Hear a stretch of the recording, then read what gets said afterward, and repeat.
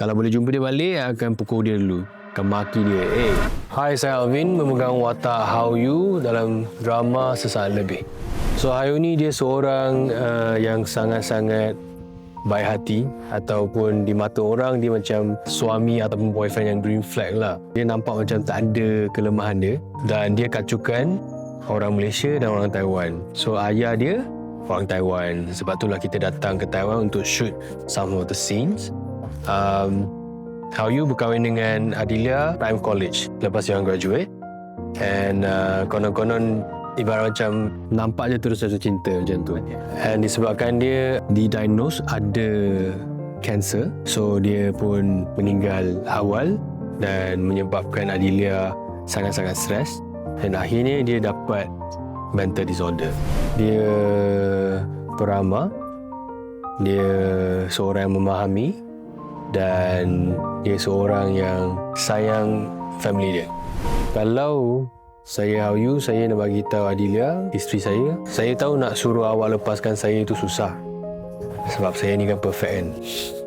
Suami yang sangat perfect. Tapi disebabkan saya nak awak hidup dengan cara positif, cara yang sayangi keluarga dan disayangi keluarga, sayangi semua orang. Sebab itulah saya nak awak lepaskan saya, supaya awak mampu untuk buat semua tu.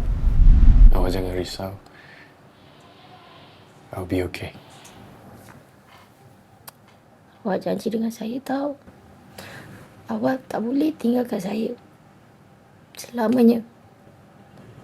Tak boleh. Janjilah.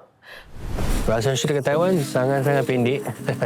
Sebab kita 9.30 sampai sini pukul 1 lebih. Terus gerak ke set, terus dah start shooting. Walaupun penat, padat jadual, tapi dah semua lah. Kau tengoklah location sini. Dah lah suhu dia ngam-ngam, belas-belas. So, rasa okey lah nak shoot. Kalau dapat jumpa Adif, sebab kita last jumpa time college. Kita went separate ways in the middle of college sebabkan misunderstanding. Kalau boleh jumpa dia balik, akan pukul dia dulu. Akan maki dia. Kau ni aku nak contact kau tukar nombor lah, tukar alamat lah, apa aku buat dengan kau. Aku selama ni aku treat kau okey apa. Sampai hati kau buat aku macam ni. So, akan maki dia seround dulu, and then baru berbaik dengan dia. Harapan untuk Sesaat Lebih adalah, walaupun drama ni dia short series, setengah jam satu episod, tapi dia punya meaning dia sangat meaningful. Kalau korang baca tajuk dia Sesaat Lebih, korang dah agak-agak tahu dah maksudnya lebih kurang apa. Sesaat lebih dengan orang yang disayangi, sesaat lebih dengan ibu bapa yang dah tak ada, ataupun dengan keluarga, ataupun siapa yang kerja perantauan yang jauh. Sesaat lebih dengan family tu, tu dia punya message lah untuk drama ni. Harap korang akan suka cerita ni dan dapat belajar something from this drama. Hai, saya Alvin memegang watak How You. Jangan lupa untuk saksikan drama Sesaat Lebih hanya di View.